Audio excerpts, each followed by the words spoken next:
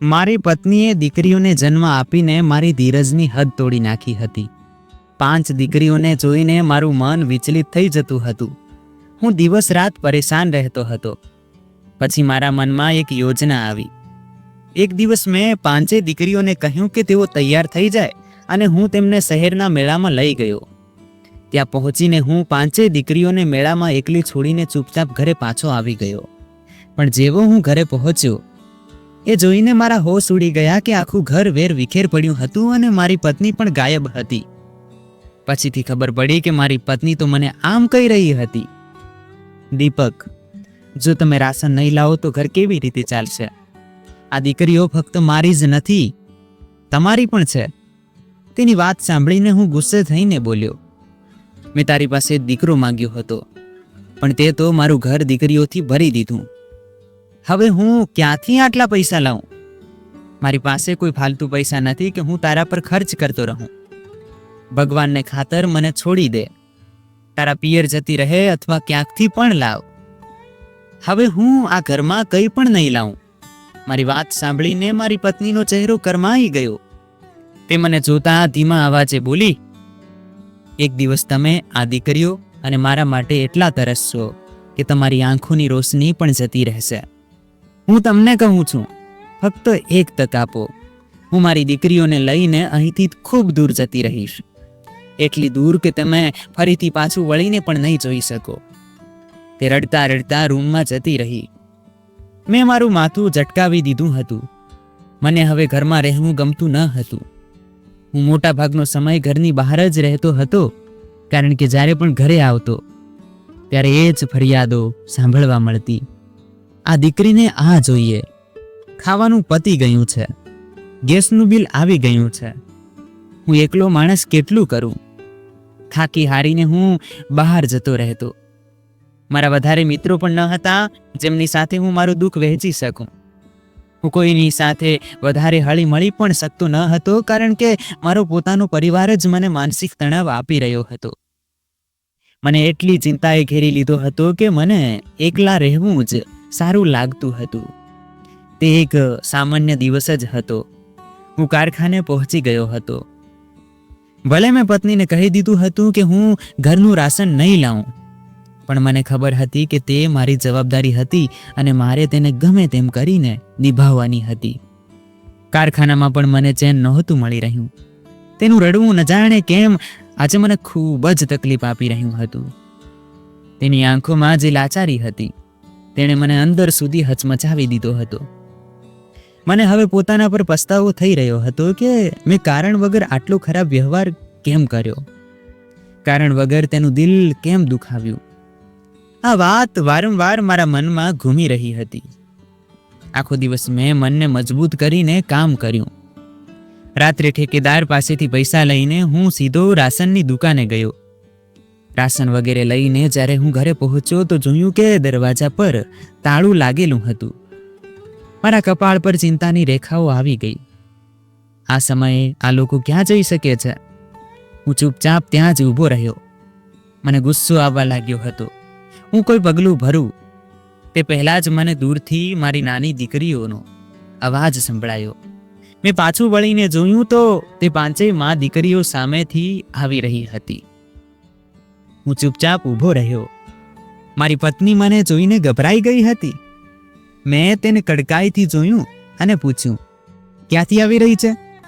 તે ગભરાઈને બોલી, ક્યાંય નહોતી ગઈ, બસ દીકરીઓને પાર્ક સુધી લઈ ગઈ હતી. ભૂખ લાગી હતી, શું કરું? એમ કહીને તેણે દરવાજાનું તાળું ખોલ્યું. પણ તેનું નજર ચોરવું હું સ્પષ્ટપણે અનુભવી શકતો હતો. હાલ પૂરતો હું ચૂપ રહ્યો. સામાન રસોડામાં રાખતા મેં આદેશના સૂરમાં કહ્યું, જલ્દીથી શાક બનાવી દે, પછી જમી લઈએ. મારી વાત સાંભળીને મારી પત્નીએ મને આશ્ચર્યથી જોયું અને અચાનક બોલી, તમે રાશન કેવી રીતે લઈ આવ્યા? તમે તો મને ના પાડીને ગયા હતા ને? તેની વાત સાંભળીને મેં એક નજર તેના પર નાખી અને તે ચૂપચાપ રસોડામાં જતી રહી. હું પણ ચૂપચાપ મારી દીકરીઓ સાથે જમી રહ્યો હતો. પણ જેમ જેમ હું તે 5ને ધ્યાનથી જોતો, મારું હૃદય ભરાઈ આવતું હતું. મારે એક એક કરીને તેમને મારા ઘરેથી વિદાય કરવાની હતી અને આ જ વિચાર મને રાત્રે સૂવા નહોતો દેતો. જમ્યા પછી હું મારા રૂમમાં જતો રહ્યો. મને સૂતા હજી થોડી જ વાર થઈ હતી કે મારી પત્ની પણ ત્યાં આવી ગઈ. તે મારી પાસે આવી તો હું તરત જ બોલ્યો, સાચું સાચું કહે, તું આખરે ગઈ ક્યાં હતી? તું પાર્કમાં નહોતી ગઈ, કારણ કે પાર્કમાં તો ખાવા પીવાની ઘણી દુકાનો હોય છે. તું ત્યાં નહીં જાય જ્યાં ખાવાનું હોય. તો પછી આખરે તું ગઈ ક્યાં હતી? મારી વાત સાંભળીને તે ખરેખર પરેશાન દેખાવા લાગી. મને જોતા ગૂંચવણ ભરી રીતે બોલી, શું થઈ ગયું છે તમને? એક જ વાતની પાછળ કેમ પડ્યા છો? ખૂબ ખૂબ આભાર, તમે રાશન લાવી દીધું, પણ એનો અર્થ એ નથી કે તમે કારણ વગર ચિંતા કરો. પરેશાન કરી દીધા છે તમે. તે ચીડાઈને પડખું ફરી ગઈ. જ્યારે હું તેની પીઠને ચૂપચાપ જોતો રહ્યો. આજે તેનું દુઃખી થઈને અજીબ અજીબ વાતો કરવી અને તેનું ઘરે ન હોવું ન જાણે કેમ મને કોઈ શંકામાં નાખી રહ્યું હતું. હું વારંવાર તે વિચારને ઝટકવાની કોશિશ કરી રહ્યો હતો, પણ કંઈક તો હતું જે ખોટું હતું, જે મને અંદરથી અનુભવાઈ રહ્યું હતું. આખી રાત હું આ જ ગડમથલમાં રહ્યો અને બહુ મુશ્કેલીથી ઊંઘ આવી. બીજી સવારે સૂરજ પૂરા તેજ સાથે ઉગ્યો. સવારે 8 વાગે જ હું જાગી ગયો. ફ્રેશ થઈને બહાર આવ્યો તો મારી મોટી દીકરી તેની બહેનોને નાસ્તો કરાવી રહી હતી અને બધી સ્કૂલના યુનિફોર્મમાં તૈયાર થઈ રહી હતી. મેં એક નજર બધા પર નાખી અને ખાટલા પર બેસી ગયો. થોડી વાર પછી મારી મોટી દીકરી મારી પાસે આવીને નાસ્તો મૂકે છે અને સંકોચ સાથે કહે છે, પપ્પા, મારું એક પુસ્તક પતી ગયું છે. મેડમ 1 મહિનાથી લાવવાનું કહે છે. જો આજે નહીં લઈ જાઉં તો પ્રિન્સિપાલની ઓફિસમાં મોકલી દેશે. ત્યાં ખૂબ શરમાવું પડે છે. 2 દિવસથી તડકામાં પણ ઊભી રાખે છે. જો તમે પૈસા આપી દો. હજી તે પોતાની વાત પૂરી પણ નહોતી કરી શકી કે ન જાણે કેમ મને અચાનક ગુસ્સો આવી ગયો. મેં મારી સામે રાખેલો નાસ્તો ઉઠાવીને જમીન પર ફેંકી દીધો અને તેને જોતા કહ્યું, હંમેશા બકવાસ કરતા રહો છો. ક્યારેક આ આપો, ક્યારેક પેલું આપો. કોણે કહ્યું હતું સ્કૂલે જવાનું? હંમેશા મગજ ખરાબ કરી રાખ્યું છે. જિંદગી અજીબ બનાવી દીધી છે. હું એકલો માણસ કેટલું કરું? આમ કહીને હું મારી જગ્યાએથી ઊભો થઈ ગયો અને તેની ભાવનાઓની પરવા કર્યા વગર ઘરની બહાર નીકળી ગયો. એ વાતથી અજાણ કે દીકરીઓ તો ખરેખર રહમત હોય છે. પરિસ્થિતિમાં જે થોડું ઘણું જોખમ મારા ભાગ્યમાં લખેલું હતું તે બધું મારી દીકરીઓ માટે જ હતું. પણ કહેવાય છે ને કે ક્યારેક માણસનું મન પણ ખરાબ તરફ ઝૂકવા લાગે છે. મારી હાલત પણ કંઈક એવી જ થઈ ગઈ હતી. મને ખબર નથી કે તેણે તે પુસ્તકની વ્યવસ્થા કેવી રીતે કરી, પણ એટલું જરૂર જાણતો હતો કે મેં એક બહુ મોટો નિર્ણય લઈ લીધો હતો. હવે મારાથી વધુ સહન નહોતું થતું. હવે હું તે લોકો સાથે રહી શકતો ન હતો. ફેક્ટરીમાં બેઠા બેઠા મેં મારા મન અને વિચારને દ્રઢ કરી લીધા હતા. હા, મને એ જરૂર ખબર હતી કે આ પગલું મને જિંદગીભર પોતાની સાથે નજર મિલાવવા લાયક નહીં છોડે. પણ સાચા સમયે નિર્ણય લેવો એ જ સમજદારી હોય છે. એક ક્ષણ માટે મન થયું કે મારા સાથી સાથે આ વિશે વાત કરું. મારી બાજુની મશીન પર બેઠેલો રમેશ ઘણો સારો માણસ હતો, પણ પછી મેં વિચાર્યું કે જો હું તેને મારા મનની હાલત જણાવીશ અને જે ઈરાદાની હું તૈયારી કરી રહ્યો છું તેના વિશે કહીશ તો તે બધાને કહી દેશે અને મારી ખૂબ બદનામી થશે. હાલ પૂરતું ચૂપ રહેવું જ યોગ્ય સમજ્યું.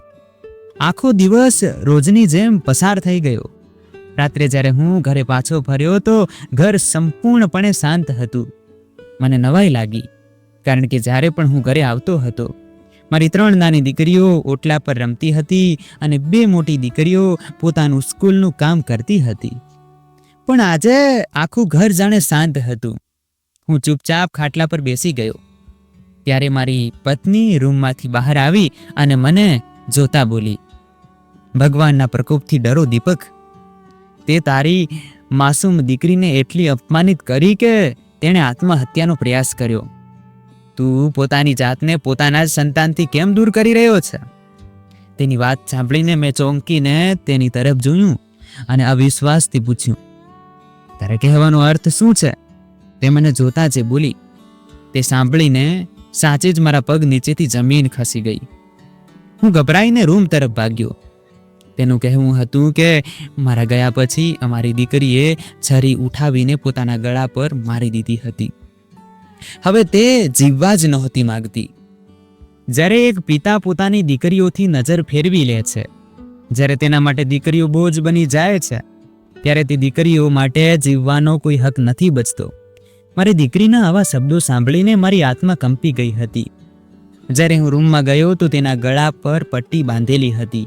મેં આંખો બંધ કરી દીધી અને બહાર નીકળી ગયો. હું કંઈક કહી શકું તે પહેલાં મારી પત્ની પાછળ આવીને ઊભી રહી ગઈ. મારી પીઠ તરફ જોતા તે બોલી, મેં તને તે દિવસે પણ કહ્યું હતું અને આજે પણ કહું છું, તારી હરકતો સુધારી લે. દીકરીઓ ઈશ્વરની કૃપા હોય છે, તું તેમને કેમ સજા બનાવી રહ્યો છે? આટલી નાની ઉંમરમાં તેમનું મન કેમ ખરાબ કરી રહ્યો છે? એક પિતાનું કામ હોય છે કમાવવું અને એક માનું કામ હોય છે આખા ઘરને સંભાળવું. તું તારી જવાબદારીથી પાછળ કેમ હટી રહ્યો છે?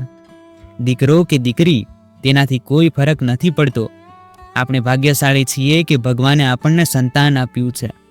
કેટલાક દંપતી તો સદીઓથી સંતાન માટે પ્રાર્થના કરી રહ્યા છે, પણ તેમને ન દીકરો મળ્યો છે ન દીકરી. તો તું પોતાની જાતને કેમ અત્યાચારી બનાવી રહ્યો છે? તેની વાતો સાંભળીને હું ચૂપચાપ ઊભો રહ્યો. મેં એક શબ્દ પણ નહોતો કહ્યો. મારી દીકરીએ જે પગલું ભર્યું હતું તેણે સાચે જ મારા આખા અસ્તિત્વને શરમમાં મૂકી દીધું હતું. થોડી વાર સુધી હું શાંતિથી ઊભો રહીને પોતાની જાતને સંભાળવાની કોશિશ કરતો રહ્યો અને પછી ઘરની બહાર નીકળી ગયો. મને ખબર નહોતી કે મારે ક્યાં જવું છે, પણ હાલ પૂરતું હું ઘરના માહોલથી દૂર જવા માંગતો હતો. ઘરે રહેતા મને પોતાની જાતને કોઈ ગુનેગાર જેવો અનુભવ થતો હતો. હું સીધો એક હોટેલમાં આવી ગયો અને ચૂપચાપ બેસી ગયો. મને બેઠા હજી થોડી જ વાર થઈ હતી કે બે માણસો મારા ટેબલ પર આવીને બેસી ગયા. મેં તેમને પ્રશ્નાર્થ નજરે જોયું તો તેઓ બોલ્યા, બીજું કોઈ ટેબલ ખાલી નહોતું, તમે અહીં એકલા બેઠા છો, અમે બેસી જઈએ? મેં સંકોચ સાથે હા કહી દીધું, જો કે હું હમણાં થોડો સમય એકલો જ વિતાવવા માંગતો હતો. તે બંને પોતાની વાતોમાં મશગુલ થઈ ગયા હતા, જ્યારે હું મારા વિચારોમાં ડૂબેલો હતો. થોડી વાર પછી તેમાંથી એકે મારી તરફ જોઈને પૂછ્યું, અને તમે શું કામ કરો છો? શું વ્યવસાય છે તમારો? મારું મન હમણાં કોઈની સાથે વાત કરવાનું નહોતું. દિલ ખૂબ ભારે હતું, પણ માનવતાના નાતે મેં મારું નામ અને કામ જણાવી દીધું. ત્યારે બીજો વ્યક્તિ મારી તરફ જોઈને બોલ્યો, પરિણીત છો કે હજી સુધી કુંવારા? અને પછી હળવા સ્મિત સાથે કહી, તમને જોઈને લાગે છે કે પરિણીત છો, પણ પોતાની જાતને ખૂબ સારી રીતે સાચવી છે. કોઈ પણ છોકરી તમારા પર સહેલાઈથી દિલ હારી શકે છે. તેની વાત પર તેના સાથીએ જોરથી હસીને હા પાડી. જ્યારે મેં ફક્ત સ્મિત કરીને વાત પૂરી કરી દીધી. તે કંઈક બીજું કહે તે પહેલાં મેં કહ્યું, હું પરિણીત છું અને મારી 5 દીકરીઓ છે. બીજો વ્યક્તિ હેરાન થઈને બોલ્યો, 5 દીકરીઓ? એટલે કે 5 બોજ? હમણાં કેટલી મોટી છે તમારી દીકરીઓ? ન જાણે કેમ તેનો સવાલ મને અંદર સુધી ખૂંચી ગયો. એક સાચા પિતા માટે પોતાની દીકરીઓ વિશે આવી વાત સાંભળવી યોગ્ય ન લાગે, પણ છતાં મેં જવાબ આપી દીધો, નાની છે. કેમ? તે મને જોતા બોલ્યો, એક વાત કહું? મેં માથું હલાવીને હા કહ્યું તો તે ધીમા અવાજે બોલ્યો, મારી પણ 3 દીકરીઓ હતી, પણ મને દીકરાની ઈચ્છા હતી. મારી પત્ની વારંવાર દીકરીઓ જ પેદા કરતી રહી. થાકી હારીને મેં તે 3યને મેળામાં છોડી દીધી. ખબર નહીં હવે ક્યાં હશે, પણ હવે હું સંતુષ્ટ છું. મેં બીજા લગ્ન કરી લીધા છે અને હવે ભગવાનની કૃપાથી 4 દીકરા છે. હા, ક્યારેક ક્યારેક તેમની યાદ આવે છે, પણ હવે કોઈ ચિંતા નથી. ન ભવિષ્યની ચિંતા છે અને ન કોઈ પસ્તાવો. હવે શાંતિથી જીવન પસાર થઈ રહ્યું છે. જ્યાં પણ હોય ખુશ હોય. તેની વાત સાંભળીને હું ગુસ્સે થઈને બોલ્યો, શું મતલબ છે તારો? તે તારી દીકરીઓને મેળામાં એકલી છોડી દીધી? તે બોલ્યો, હા, લોકો ખૂબ ટીકા કરે છે, પણ મારા હિસાબે આ સૌથી સાચો નિર્ણય હતો. ઘરમાં રહીને તેમને દરરોજ મારવા, પીટવા, પરેશાન કરવા તેના કરતાં લાખ ગણું સારું હતું કે એક જ વારમાં બધું પૂરું કરી દેવામાં આવે. ખેર, તું તો સારું કમાય છે, તને આવી કોઈ વાતની જરૂર નથી. તું તેમને પાળ અને એક સારું ભવિષ્ય આપ. તેની વાત સાંભળીને મારું મગજ ઝડપથી વિચારવા લાગ્યું. હાલ પૂરતું મેં તેમની સાથે 2-4 વાતો કરી અને પછી મારી જગ્યાએથી ઊભો થઈ ગયો અને સીધો ઘર તરફ આગળ વધ્યો. બપોરે જે કંઈ હું વિચારી રહ્યો હતો, હવે તે એક નક્કર યોજના બની ચૂકી હતી અને મેં નક્કી કરી લીધું હતું કે આ યોજનાને જલ્દીથી જલ્દી પૂરી કરીશ, જેથી મારી જિંદગીમાં પણ શાંતિ આવી શકે. હા, હું ફરીથી લગ્ન કરવા નહોતો માંગતો. રાત્રે લગભગ 1 વાગે હું ઘરે પાછો ફર્યો. હંમેશની જેમ આખું ઘર શાંત હતું. મારી પત્ની પણ સૂઈ રહી હતી. મેં દરવાજો બંધ કરી દીધો અને મારા રૂમમાં ચૂપચાપ બેસી ગયો. એક નજર પત્નીના ચહેરા પર નાખી અને પછી ચૂપચાપ તે જ વાત પર વિચારવા લાગ્યો. વારંવાર મારા મનમાં એક જ સવાલ આવી રહ્યો હતો: શું આ નિર્ણય સાચો રહેશે? જો સમાજમાં કોઈને પણ જરાક પણ ખબર પડી ગઈ કે મેં આવું કામ કરી દીધું છે, તો લોકો મારા વિશે શું વિચારશે? હું છોકરીઓના મામલાની નાજુકતાથી સારી રીતે વાકેફ હતો, પણ દિલ હવે માની ગયું હતું. અને કહેવાય છે ને, જ્યારે દિલ માની જાય ત્યારે તે કોઈની નથી સાંભળતું. બીજી સવારનો સૂરજ પૂરા તેજ સાથે ઉગ્યો હતો. આજે હું થોડો મોડો બહાર આવ્યો હતો. રવિવાર હોવાને કારણે તે પાંચેયને પણ સ્કૂલમાંથી રજા હતી. મને જાગેલો જોઈને પાંચેય પોતાના રૂમમાં પાછા જવાનો ઈરાદો કરી રહી હતી. ત્યારે મેં મારી મોટી દીકરીને ઈશારાથી મારી પાસે બોલાવી. તે થોડી ગભરાયેલી મારી પાસે આવીને ચૂપચાપ બેસી ગઈ. મેં તેના માથા પર હાથ ફેરવ્યો અને તેને જોતા પૂછ્યું, આટલી ઉદાસ કેમ છે? તેણે કહ્યું, પપ્પા, તમે ગુસ્સો કરો છો. તમે કેમ આટલા કઠોર શબ્દો કહી દીધા? મારું એટલું કહેતા જ તે મારી છાતીએ વળગીને અચાનક જોર જોરથી રડવા લાગી. મારું દિલ એક અજીબ હાલતમાં હતું. ન જાણે કેમ મને અંદરથી અજીબ બેચેની અનુભવાઈ રહી હતી. મારી બાકીની દીકરીઓ પણ મારી પાસે આવીને બેસી ગઈ. મોટી દીકરી હજી પણ મારી છાતીએ વળગીને બોલી, તમને ખબર છે પપ્પા, હું તમને ખૂબ પ્રેમ કરું છું. તમારું એક કઠોર વાક્ય પણ મને ખૂબ ઉદાસ કરી દે છે. મને એવું લાગવા માંડ્યું હતું કે હું તમારા પર બોજ બની ગઈ છું. એટલે મેં મારા પ્રાણ ત્યાગવા સુધીનું વિચારી લીધું હતું. પણ કદાચ ઈશ્વરને કંઈક બીજું જ મંજૂર હતું. તેની વાતો સાંભળીને મારું હૃદય ભરાઈ આવ્યું. મારી આંખો ભીની થઈ ગઈ. મારી દીકરી ખૂબ માસૂમ હતી. એક ક્ષણ માટે મનમાં વિચાર આવ્યો કે ચારેયને પોતાની જાતથી દૂર કરી દઉં અને મોટીને મારી પાસે રાખી લઉં.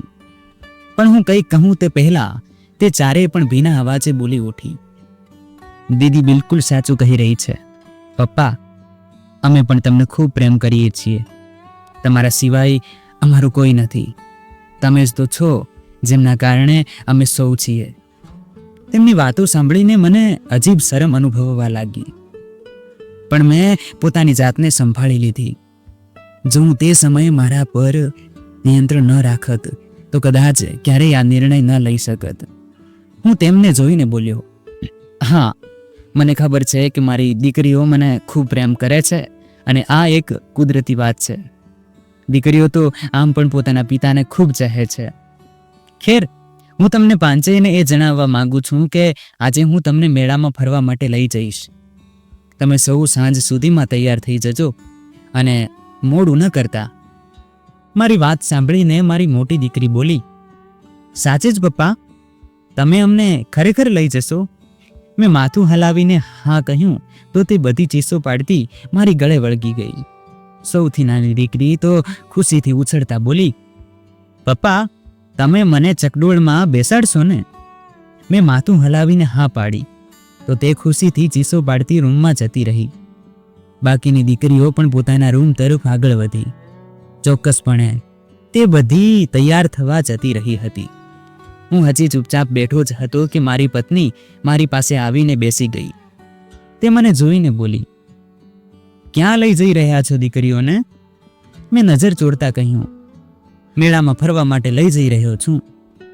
થોડી વારમાં પાછો આવી જઈશ. તે મને જોતા બોલી, મને છોડીને જશો? હું પણ ચાલું ને સાથે, આપણે સૌ મળીને આનંદ કરીશું. તેની વાત સાંભળીને હું તરત જ બોલ્યો, ના, તું ઘરે રહીને જમવાનું વગેરે બનાવી લે. હું પાછો આવીશ, પછી આપણે સાથે જઈશું. હમણાં ફક્ત તેમનું મન બહેલાવવા માટે તેમને લઈ જઈ રહ્યો છું. મારી વાત સાંભળીને મારી પત્નીએ મારા ખભા પર હાથ મૂક્યો અને બોલી, તારી દીકરીઓ તારા પર ખૂબ વિશ્વાસ કરે છે અને તને ખૂબ પ્રેમ કરે છે. ક્યારેય પણ તેમની નજરોમાં પોતાની જાતને પડવા ન દેતો. પિતા માટે દીકરીઓ શું સ્થાન રાખે છે તેનો તને અંદાજ નથી, મને ખબર નથી, પણ દીકરીઓ માટે પિતા જે સ્થાન રાખે છે તે બીજું કોઈ રાખી શકતું નથી. દીકરીઓ પોતાના પિતાને રાજા કહે છે અને તારે રાજા બનીને બતાવવાનું છે. જ્યારે હું બિલકુલ શાંત હતો, ચૂપચાપ બેઠો હતો, મારી પત્ની ઉઠીને જતી રહી હતી. થોડી જ વાર પછી તે 5 દીકરીઓ તૈયાર થઈને મારી સામે ઊભી હતી. હું તેમને લઈને સીધો મેળા તરફ રવાના થઈ ગયો હતો. દિલ એક અજીબ સ્થિતિમાં ગૂંચવાયેલું હતું. વારંવાર મારું મન મને ઝંઝોડી રહ્યું હતું કે આવું ન કર, તે માસૂમ છે, તેમનો શું દોષ છે? દીકરીઓ બોજ નથી હોતી, તે તો ઈશ્વરની કૃપા હોય છે. પણ તે સમયે મારા મન અને મગજ પર ફક્ત દીકરા દીકરીનો ભેદભાવ છવાયેલો હતો. આ સિવાય હું કંઈ વિચારી જ નહોતો શકતો. અમે સૌ એક સાથે મેળામાં દાખલ થઈ ગયા હતા. મારી નાની દીકરીએ મારો હાથ મજબૂત રીતે પકડી રાખ્યો હતો અને મને જોતા બોલી, પપ્પા, આપણે મોટા ચકડોળમાં પણ બેસીશું અને તમે અમારી સાથે ચાલશો ને? મેં માથું હલાવીને હા કહી દીધું હતું. તે આગળ બોલી, અને હું સૌથી સારી આઈસ્ક્રીમ લઈશ અને તમે નીલમને સારી આઈસ્ક્રીમ નહીં અપાવશો. તેણે મને તૈયાર થતી વખતે મારી પણ છે. હું શાંત હતો પણ તેની વાતો ખૂબ ધ્યાનથી સાંભળી રહ્યો હતો. બાકી બધી મોટી હતી, ગંભીર હતી. બસ એક એ જ નાની હતી જે હંમેશા અમારી સાથે વાતો કરવાનું બહાનું શોધતી રહેતી હતી. અને આજે જ્યારે મેં પોતાને તેને એક કારણ આપ્યું તો તે ચૂપ જ નહોતી થતી. અમે મેળાની વચ્ચોવચ્ચ પહોંચી ગયા હતા. આજે ઘણી ભીડ હતી. રજા હોવાને કારણે ઘણા પરિવારો આવ્યા હતા. બાળકો, વૃદ્ધો સૌ એકબીજાનો હાથ પકડીને ચાલી રહ્યા હતા. કોણ ક્યારે ખોવાઈ જાય, કોઈને શું ખબર? મેં આંખો બંધ કરી અને ઉપર આકાશ તરફ જોઈને ઈશ્વરનું નામ લીધું હતું. મેં તે 5ને એક ચકડોળમાં બેસાડી દીધી અને પોતે કાઉન્ટર તરફ ઊભો રહી ગયો. ધીરે ધીરે મેં મારા પગલાં પાછળ લેવાનું શરૂ કરી દીધું હતું. તે 5 ચકડોળમાં મસ્ત હતી અને હું ધીરે ધીરે મુખ્ય દરવાજા તરફ આગળ વધી ગયો. એ વાતથી અજાણ કે ઈશ્વરે મારા માટે કેટલી મોટી પરીક્ષા નક્કી કરી રાખી હતી. હું દોડતો દોડતો મેળામાંથી બહાર આવી ગયો. અડધા રસ્તે આવીને મેં ઊંડો શ્વાસ લીધો. હવે મારો ઈરાદો ઘરે જઈને શાંતિથી રહેવાનો હતો. પણ મને શું ખબર હતી કે મારી સાથે કેવી ચાલ રમવામાં આવી છે. હું લાંબી મુસાફરી કરીને જ્યારે ઘરે પહોંચ્યો તો જોયું કે આખું ઘર વેર વિખેર હતું. વાસણો બહાર પડ્યા હતા, કબાટના ખાના ખુલ્લા હતા, કપડાં બહાર ફેંકાયેલા હતા અને મારી પત્નીનું કોઈ નિશાન ન હતું. થોડા સમય પછી મહોલ્લાના 2 લોકો ઘરમાં આવ્યા અને મારા ખભા પર હાથ રાખતા બોલ્યા, ભાઈ સાહેબ, ખૂબ અફસોસ થયો. ઈશ્વર તમને ધીરજ આપે. મેં હેરાન થઈને તેમની તરફ જોયું અને પૂછ્યું, શું મતલબ છે તમારી વાતનો? તેઓ મને જોઈને બોલ્યા, તમારી પત્ની ભાગી ગઈ છે ને, એટલે અમે તમને થોડી હિંમત આપવા આવ્યા છીએ. તે મોટી ગાડીમાં બેસીને ગઈ છે અને તમારો બધો સામાન પણ સાથે લઈ ગઈ છે. અને તો આખા મહોલ્લામાં બૂમો પાડતી ગઈ છે કે તમે તમારી દીકરીઓને વેચી દીધી છે. પણ અમને ખબર છે કે તમે એવું કંઈ નથી કર્યું. તેમની વાત સાંભળીને હું સ્તબ્ધ થઈ ગયો. મેં હેરાન થઈને કહ્યું, શું મતલબ છે તારી વાતનો? કોણ ભાગી ગયું અને કોણે દીકરીઓ વેચી? શું તમે પાગલ થઈ ગયા છો? મારી વાત સાંભળીને તેમણે ધીરે ધીરે વિગતવાર જણાવવાનું શરૂ કર્યું. તમારા ગયા પછી થોડી જ વારમાં 2 માણસો આવ્યા અને તમારી પત્ની તેમની સાથે ખુશી ખુશી જતી રહી. બલકે મહોલ્લામાં જોર જોરથી કહેતી ગઈ કે તમે તમારી દીકરીઓ વેચી દીધી છે, એટલે હવે તે તમારી સાથે ન રહી શકે. હું ત્યાં જ બેસી ગયો. મારું માથું પકડી લીધું. એવું લાગ્યું જાણે આખું આકાશ મારા માથા પર આવી પડ્યું હોય. આંખોમાંથી આંસુ વહેવા લાગ્યા. દીકરીઓથી ભલે ગમે તેટલી નારાજગી હતી, પણ હું મારી પત્નીને ખૂબ પ્રેમ કરતો હતો. મેં મારી પસંદગીથી લગ્ન કર્યા હતા. હું ખૂબ રડ્યો. મેં ઈશ્વરને ખૂબ ફરિયાદો કરી, પણ આજે પણ ફરિયાદ કરતો. મનમાં એક જ સવાલ આવતો, શું હું એક સારો પિતા હતો? મેં પણ મારી દીકરીઓને મેળામાં છોડી દીધી હતી. આજ હવે મારી સજા છે. સમય ઝડપથી પસાર થઈ રહ્યો હતો. 6 મહિના પછી મારા સંબંધીઓએ મારા પર બીજા લગ્ન માટે દબાણ કરવાનું શરૂ કરી દીધું. મેં અનિચ્છાએ પણ લગ્ન કરી લીધા. સમય વધુ ઝડપથી પસાર થતો ગયો અને હવે મને સંતાનની ઈચ્છા થવા લાગી હતી. પણ સંતાન મેળવવું હવે એક અશક્ય કાર્ય બની ગયું હતું, કારણ કે જેની સાથે મારા લગ્ન થયા હતા તે વાંઝણી હતી. સમય ધીરે ધીરે પસાર થઈ રહ્યો હતો. દિવસો અઠવાડિયામાં બદલાતા, અઠવાડિયા મહિનામાં અને મહિના વર્ષોમાં બદલાઈ ગયા. મને મારી દીકરીઓ અને પહેલી પત્નીથી અલગ થયાને પૂરા 15 વર્ષ થઈ ગયા હતા. જેની સાથે મારા બીજા લગ્ન થયા હતા તે ખૂબ જ સહનશીલ અને સંયમી મહિલા હતી. તેણે ક્યારેય મને કોઈ પણ વાત માટે પરેશાન ન કર્યો, બલકે હંમેશા મારો સાથ આપ્યો. સમયની સાથે સાથે બીમારીઓ પણ વધવા લાગી હતી. મને હૃદયની બીમારી થઈ ગઈ હતી. હું ખૂબ વધારે વિચારવા લાગ્યો હતો.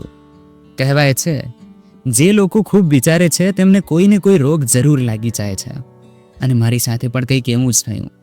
આજે હું હોસ્પિટલમાં તપાસ કરાવવા આવ્યો હતો. મારી પત્ની કાઉન્ટર પર ફી જમા કરાવી રહી હતી. હું હજી ઊભો જ થઈ રહ્યો હતો કે મારા પગ લથડી ગયા અને હું પડવાનો જ હતો કે અચાનક કોઈએ મને પકડી લીધો.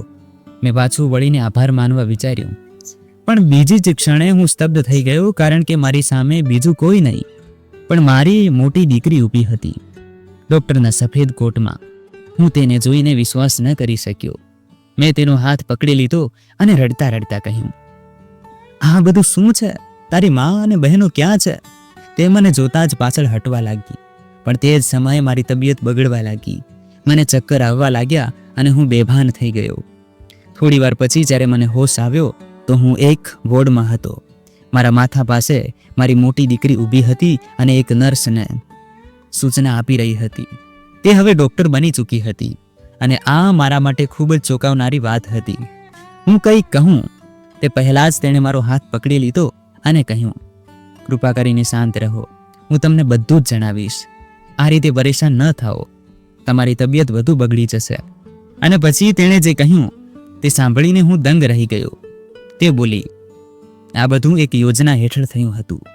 તમને યાદ હશે જે દિવસે તમે અમને મેળામાં છોડવા જઈ રહ્યા હતા, તમારા ટેબલ પર 2 માણસો આવીને બેઠા હતા. મેં વિચાર્યા વગર માથું હલાવી દીધું. તે રાત હું ભલા કેવી રીતે ભૂલી શકું? તે જ રાત મારી બરબાદીની શરૂઆત હતી.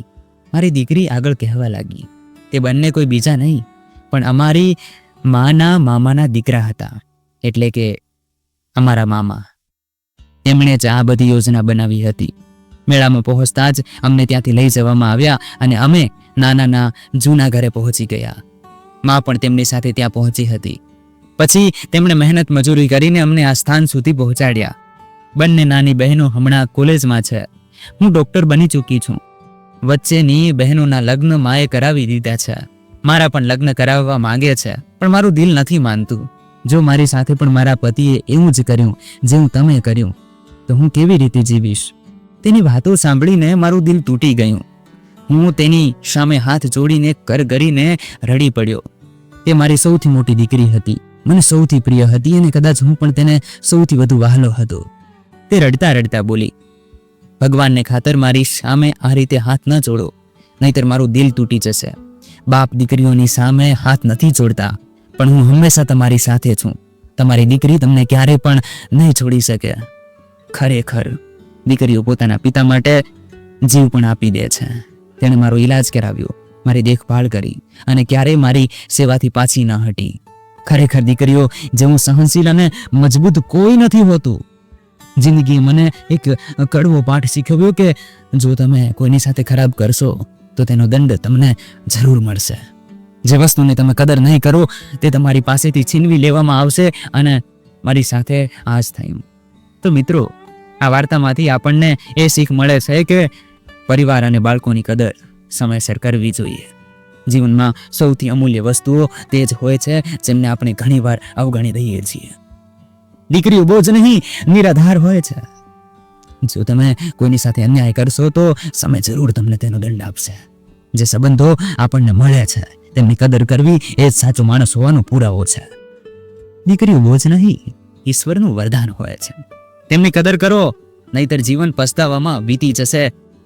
તો મિત્રો, આ હતી આજની વાર્તા. આ વાર્તા વિશે તમારો શું અભિપ્રાય છે તે કમેન્ટ બોક્સમાં જરૂર જણાવજો.